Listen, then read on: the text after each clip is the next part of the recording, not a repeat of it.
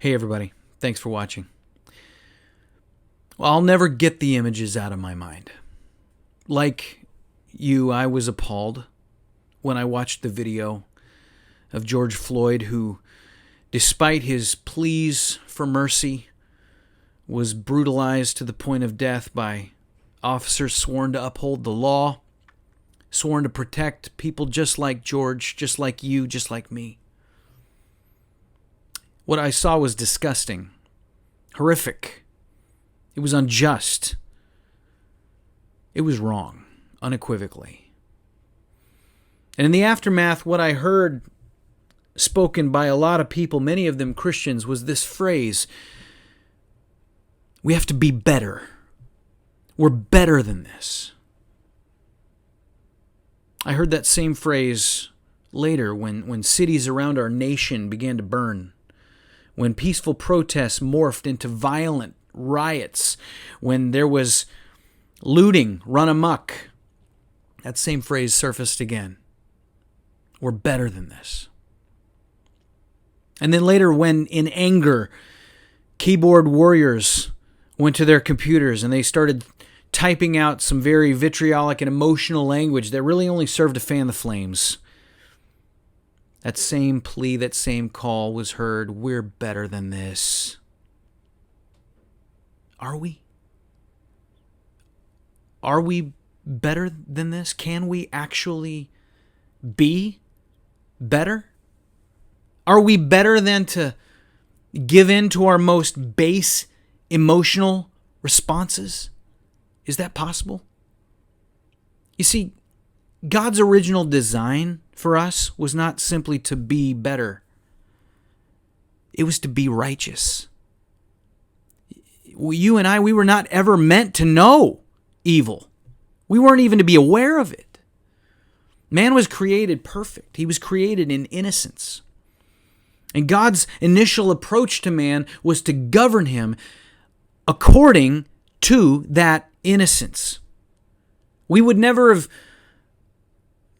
had to be better because we would have no awareness of anything less than that which pleased God. We wouldn't know anything about racism or abuse of power or murder or vandalism or theft or any of that stuff. It simply wouldn't have existed because those ideas would never be known to us.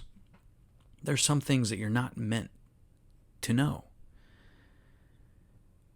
But when Adam and Eve disobeyed God in the Garden of Eden, the object in question, you may recall, was the tree of the knowledge of good and evil.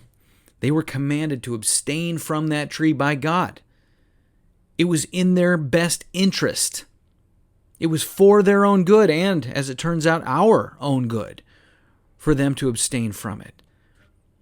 But by partaking of it, they now had what was advertised: the knowledge of good and evil, and awareness of right and wrong. And what accompanied that was this new innate moral sense. And from that moment forward, God would not govern man according to his innocence. He was no longer innocent. He was corrupt. And so God would now govern man according to his innate knowledge of right and wrong, the knowledge of good and evil. But history would prove that even that would not be enough. One measly generation after Adam, Cain would kill his own brother. He would slay him in cold blood. Why? Surely he knew that was wrong. Surely he knew the moral thing, the right thing to do. That's true, he did. But you see, he didn't simply have an innate moral sense. He had something else. He had what you and I have. He had what those cops in the George Floyd case had. He had a sin nature. Every human being, by default, is controlled by their sin nature, controlled by their flesh, their own emotions, their own desires, their own passions. It's impossible to avoid. Now, I believe firmly that the desire to be better, it lurks in the heart of every human being. I'm confident that there is an innate sense of what is right and what is wrong, and that most people, given time for calm and for clarity, that we can see the difference between good and evil.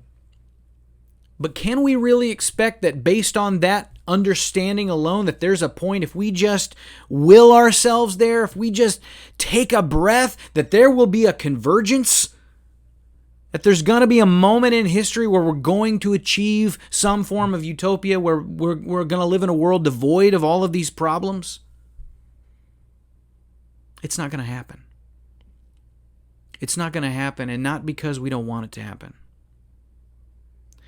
And by the way, none of this is an excuse for any police brutality, for any violence that we see in the streets in response to it, for any of the atrocities that occur around the world.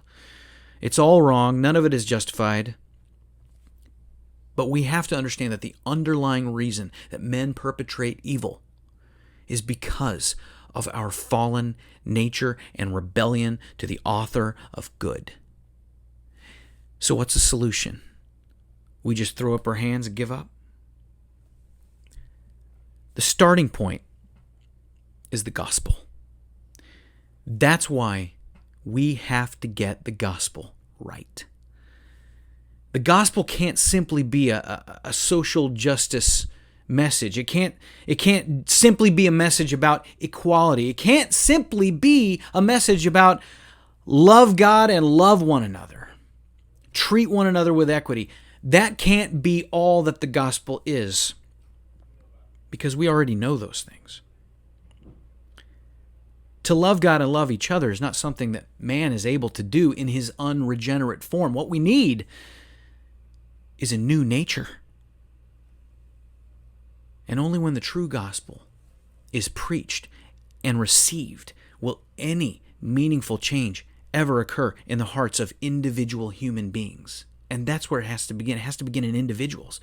I believe in the right to protest. I believe that protesting serves an important and valuable purpose. But hear me, there's no protest, there's no legislation, there's no online petition, there's no court decision that will totally heal society's ills. There's only Christ doing spiritual surgery in the lives of individual people. And so the best thing for the church to do is to keep preaching the true gospel of peace. That man is fallen, that he has a need that he himself cannot fill, and that God in his wisdom sent his Son to this earth to take on the form of that which is fallen, to live a perfect life, to go to the cross, to pay the price for our sin, to rise from the grave, to conquer death, to conquer sin, and that when we put our faith in his finished work and we receive the free gift of grace, we are transformed from the inside out.